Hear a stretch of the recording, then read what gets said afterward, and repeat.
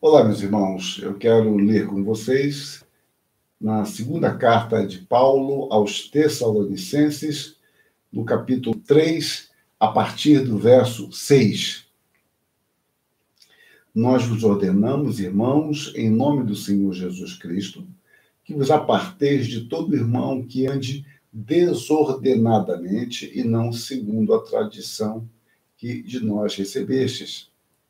Pois vós mesmos estáis cientes do modo por que vos convém imitar-nos, visto que nunca nos portamos desordenadamente entre vós, nem jamais comemos o pão à custa de outrem, pelo contrário, em labor e fadiga, de noite e de dia, trabalhamos a fim de não sermos pesados a nenhum de vós. Não porque não tivéssemos esse direito, mas por termos em vista oferecer-vos exemplo em nós mesmos, para nos imitardes.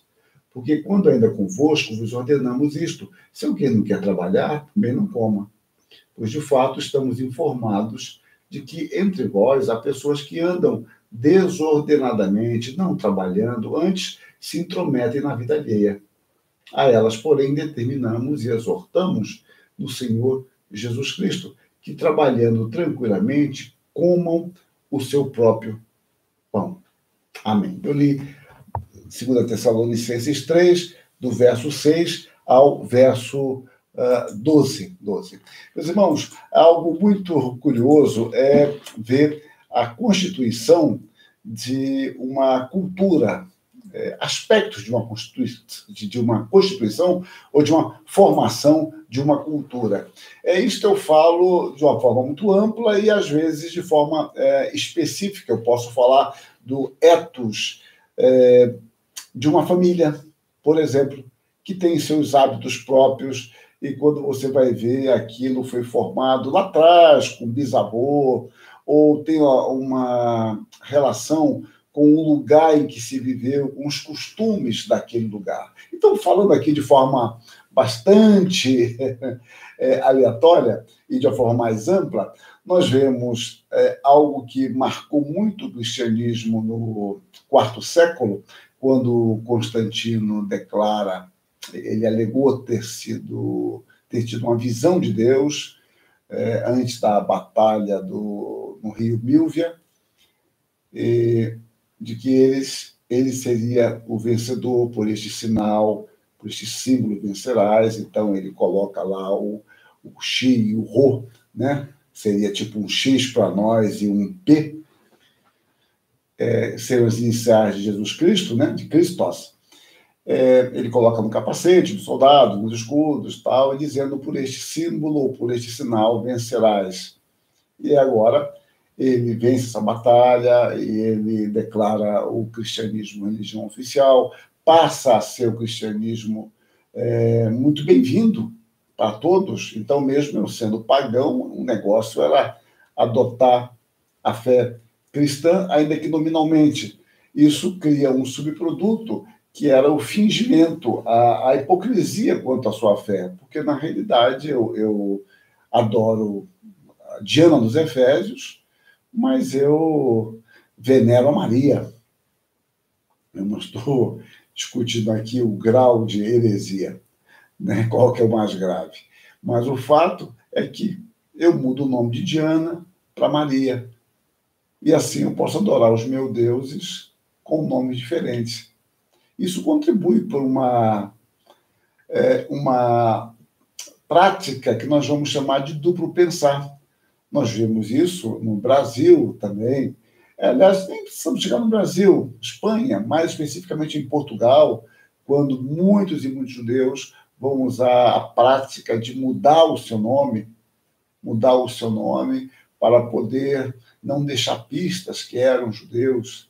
Então, os estudiosos vão atrás de alguns nomes, porque observam: olha, este nome era muito usado pelos judeus em tal época, que vinham de tal genealogia, então era comum naquelas famílias usarem este nome para disfarçarem. Isso aconteceu em Portugal, na Espanha, aconteceu na Alemanha, aconteceu no Brasil, e quiçá em muitos outros países onde eles eram perseguidos.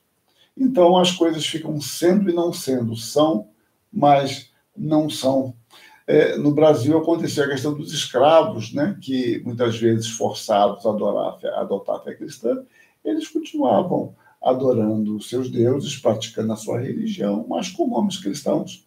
E um caso evidente, que eu não sei se ainda ocorre, mas eu creio que sim, lá na Bahia, né, quando o templo, um daqueles templos lavado num período pelos católicos e no outro período por alguém de uma seita associada a religiões africanas. Então, é o mesmo santo, só que com nomes, com nomes diferentes. Então, isso contribui, por exemplo, para algo do duplo pensar tão comum em nossa cultura. As coisas são, mas não são. É 7 horas, mas não é 7 horas. Ou o dia termina, o dia para a entrega disso tal dia, tal data. Mas eu conto com a prorrogação. Olha, esse exame de sangue é feito até às 10 horas, mas 10h30 eu pergunto se não dá para dar um jeitinho, talvez dê. E nós gostamos disso. E até estranhamos como alguém cumpre a lei e fala, não, já acabou, não são 10h05 já, é até 10 horas. Não dá para dar um jeitinho. Então, quando alguém não dá, nós ficamos até irritados, porque isso é muito comum em nossa cultura. As coisas são, mas não são. No avião, no aeroporto, eu não sei se no mundo todo tem isso, não me recordo, por onde eu andei, e não andei muito, mas no Brasil é assim, né? Olha, a última chamada. É a última chamada. Umas 4 últimas chamadas nós vemos. Isso me lembra, quando eu brincava com minha filha, era isso, né? Filha, essa é a última brincadeira, tá? É a última, tá bom? Depois disso, não, é a última mágica, o que seja. E acabava, pai, a última da última, e fazia a última da última da última. Então não tinha fim. Então essas questões marcam muito o nosso ethos cultural. As coisas são e não são ao mesmo tempo. Aspectos também, né, do calvinismo associado ao capitalismo, que é uma tolice, já que o capitalismo já existia já uns 3 séculos antes da reforma, mas, por outro lado, a prática da reforma, a prática social de uma teologia da reforma, de um modo especial, ainda que não exclusivamente calvinista, contribui para o acúmulo do capital, porque dentro dos princípios de Calvino, de trabalhar para a glória de Deus, você ter uma vida regrada financeiramente, frugal, e uma vida na qual você economize para poder reinvestir, se for o caso, e, ao mesmo tempo, para você ajudar o seu próximo, ajudar o seu irmão, porque você é um gerente de Deus, contribui para uma cidade, para uma sociedade mais equânime, né? Uma sociedade mais justa e o progresso natural associado à educação, ao uso e administração do tempo. Então, isso marca. Você pode não ser um calvinista ou um protestante, mas ter, quem sabe, estudado durante muitos anos em uma universidade protestante, e não falo nas universidades protestantes brasileiras, porque isso aí é só imagem. Eu digo de algumas universidades que mantêm um ethos protestante, e você pode ter sido contagiado por isso. Pode ter sido contagiado, e você não sabe nem de onde vem, mas a ideia de horário, a aula começa a tal hora, a entrega do trabalho é neste período, passou disso não se recebe, ou se receber tem-se desconto, horário da banca é aquele horário, se você não alcançou tal nota na banca, eu falo tal nota porque os critérios variam constantemente, se vai ser aprovado ou não, suficiente ou não, ou com notas numéricas. Então, se você não alcançou tal nota, não adianta, mas 2 pontinhos, um pontinho estudasse, mas um pontinho. Então, essa mentalidade, ela entra em nós, esse tipo de concepção, e como eu disse, por vezes você não sabe de onde vem. Então, às vezes, esses princípios são muito pequenos, a sua origem é muito pequena, é uma coisa simples, mas tem efeitos para o bem ou para o mal. Nós podemos observar isso em nossas famílias, podemos observar isso em nossa região, talvez em nossa igreja local, e no ambiente mais amplo em termos de nossa cidade, nosso país, não é? O que nós herdamos, e muitas vezes a motivação primeira já não existe, mas aquele tipo de cultura, como eu li certa vez, de algum lugar na Índia, não tenho nem certeza, indagado ao homem daquela tribo lá por que os... como é que era? Assim, por que as mulheres carregavam tudo? As mulheres carregavam todo o peso e os homens ficavam com as mãos livres, apenas com o arco e com a flecha. Então, a explicação era porque nós temos que estar preparado para matar a onça quando ela aparecer. Bom, tudo bem. Só que as onças não aparecem mais. Eu não preciso do arco e da flecha, mas as mulheres podem continuar carregando o peso. Então, é um caso um tanto anedótico, mas serve para ilustrar um prefaciador de um livro. Eu acho que eu escrevi isso em algum lugar, de um livro do Rui Barbosa, Cartas da Inglaterra. Eu tenho a impressão que era genro dele, não tenho bem certeza. Eu acho que era genro do Rui Barbosa. Então, ele menciona algo de passagem que talvez um pouco do gosto brasileiro pela investigação da vida alheia tem a ver com a Inquisição, que estimulava as pessoas delatarem umas às outras. E, então, era interessante investigar aquele meu vizinho ali, que eu não gosto muito dele, para ver se há algo que eu possa levar para a Inquisição. Então, esse gosto teria contribuído, ele não desenvolve o assunto, é uma menção, mas esse gosto teria contribuído para formar um tipo de mentalidade que gosta de verificar minuciosamente a vida alheia, ou seja, gosta de fazer fofoca. Então, seja assim ou não, o fato é que há elementos que contribuem. Você pode olhar a sua família e observar aspectos que nos advêm, que nós recebemos, frases, ideias, conceitos, formas de olhar. Esse assunto é muito amplo e é muito rico. Você vê no diário de Simonton muito a ideia de dever, a ideia do senso de dever, de cumprir, eu tenho, etc.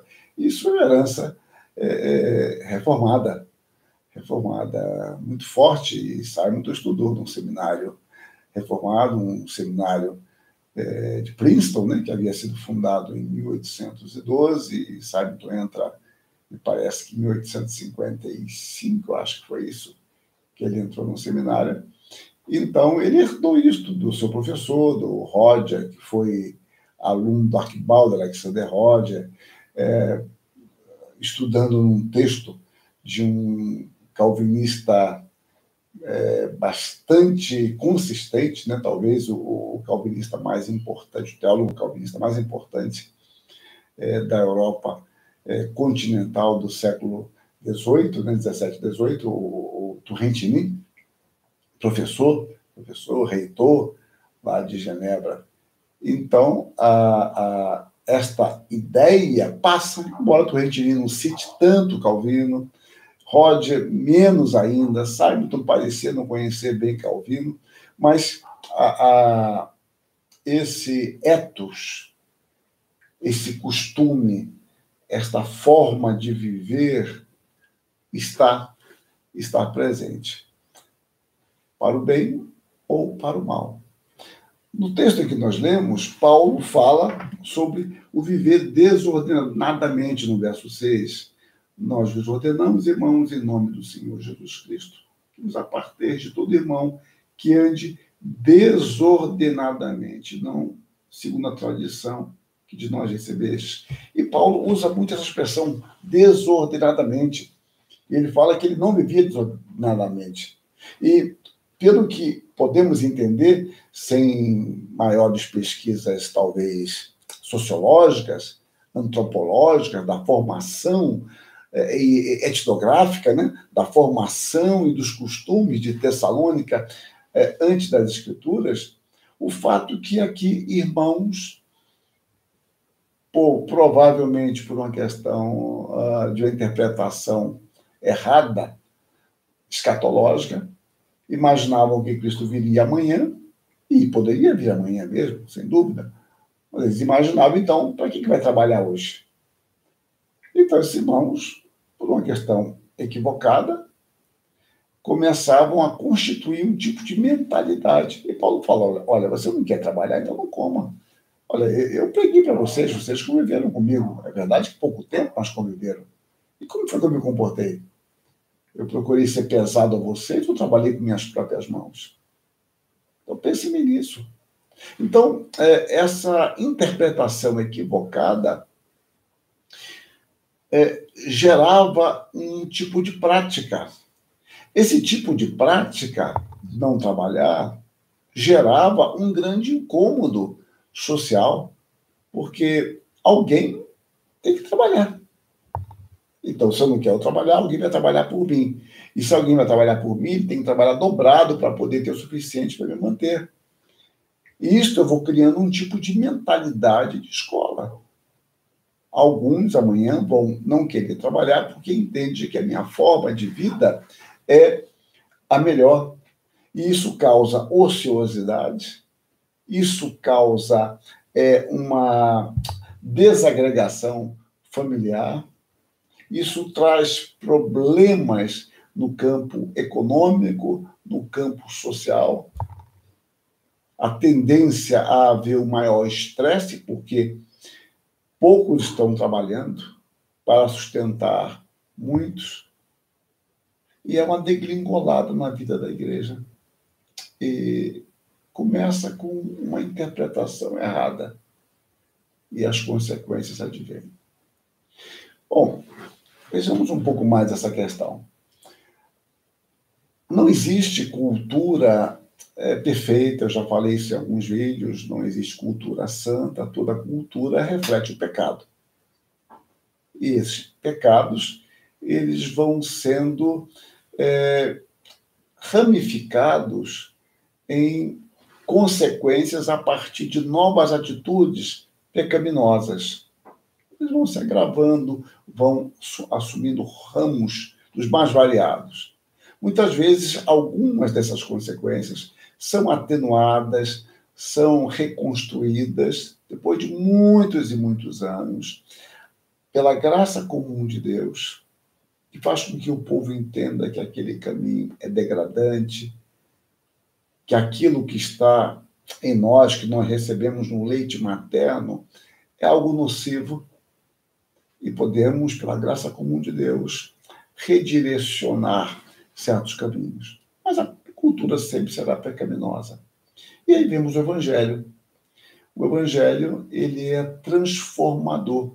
O Evangelho transforma também a cultura. Isso não significa que quando nós levamos o Evangelho, tudo na cultura tem que ser transformado. Não estamos dizendo isso. Mas às vezes a gente pensa assim, que a recontextualização, eu falo recontextualização, porque nós já recebemos o Evangelho contextualizado, e ele já é um Evangelho que não é puro, entre aspas, né? Ele já vem com uma gama de cultura de quem nos transmitiu o Evangelho.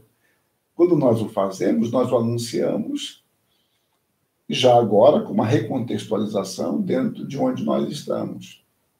E a tendência é achar que tudo naquela cultura está errado. E não necessariamente. Não necessariamente. Se aquela cultura, lá o hábito é comer com a mão esquerda, mesmo quem seja destro, bom, isso afeta o Evangelho. Qual o problema? Se a outra cultura, pelo contrário, faz tudo com a mão direita, porque historicamente aquela cultura foi formada numa vida em que havia carência de água. Então, havia carência de água, e então, quando se usava a água, inclusive, quando se tinha maior abundância, em alguns períodos, a água era para fazer a sua higiene pessoal, e a água substituía o papel higiênico. E as pessoas faziam essa higiene sempre com a mão esquerda. Então, dentro daquela cultura, desenvolveu-se o costume de que oferecer a mão esquerda para alguém era ofensivo, saudar alguém com a mão esquerda é ofensivo, cumprimentar alguém assim é ofensivo, teria que ser a mão direita. Bom, e o evangelho chega ali e você vai pregar, não, tem que dar as duas mãos, etc. Isso não altera. Eu posso amanhã superar isso para entender que isso não tem nada a ver com santidade ou não santidade, que a água agora é abundante e eu tenho papel higiênico até tríplice picotado. Mas isso não faz parte da essência do Evangelho. Mas, então, nós temos que observar. Nós levamos o Evangelho que é transformador. Mas há aspectos de uma cultura que são essencialmente confrontados com o Evangelho. E o Evangelho chega para libertar. Pode ser imediatamente, pode ser gradativamente, por meio de uma transformação de uma visão a respeito do outro ou daqueles costumes. Então, nós temos que ter discernimento quanto a isso. O Evangelho não visa simplesmente deixar a cultura onde ela está. Sem dúvida que não. Agora, há aspectos que serão irrelevantes e outros são antitéticos ao Evangelho. Então, nós temos que entender esta pregação. Mas isso tudo me ocorreu enquanto eu fazia minha devocional hoje pela manhã, da questão do viver desordenadamente. Paulo podia dizer, isso é bobagem, nada. Eu não vou falar sobre isso, não. Mas a questão é que, às vezes, um pequeno costume aparentemente inócuo pode vir a desencadear uma série de males. E é preciso mostrar como o Evangelho toca em questões, muitas vezes, que nós achamos pequenas ou que são bastante toleráveis socialmente. Olha, nosso grupo, alguém ficar contando piadinhas imorais, isso aí é muito comum, né? Não tem problema não. Olha, nosso grupo, o sujeito gosta de dormir, ele fica 10, 12 horas na cama, isso é natural. É só de segunda a sexta. No sábado e domingo ele dorme 14 horas. Então, essas questões trazem implicações que nós não temos o alcance delas, mas sabemos que um abismo chama outro abismo. Não, fulano tem uma linguagem obscena, é muito comum nele, mas é que ele recebeu, assim, de onde ele veio, de onde ele conviveu, seus pais eram assim. Bom, mas esse homem, ele foi transformado pelo Evangelho. E haverá lutas nesta área para ele, sem dúvida. O ethos social dele envolvia a naturalidade com esses termos, mas ele precisa também ser transformado aí. Essa pessoa, ela mentia, ela roubava, ela falsificava a sua balança. Não, isso é comum nessa cultura. Bom, pode ser nessa cultura, mas não nessa cultura para um homem transformado. E nós somos chamados a atuar nesta cultura para que não nos conformemos aos valores deste século. Vejam, então, a nossa responsabilidade, a necessidade que temos de discernimento e que busquemos viver ordenadamente, conforme os princípios da palavra de Deus. Que Deus nos dê discernimento, que nos ilumine e que nos faça viver a amplitude do Evangelho, rogando sempre misericórdia de Deus para conosco e pedindo a Deus que nos dê sabedoria para também saber tratar dessas questões. Amém.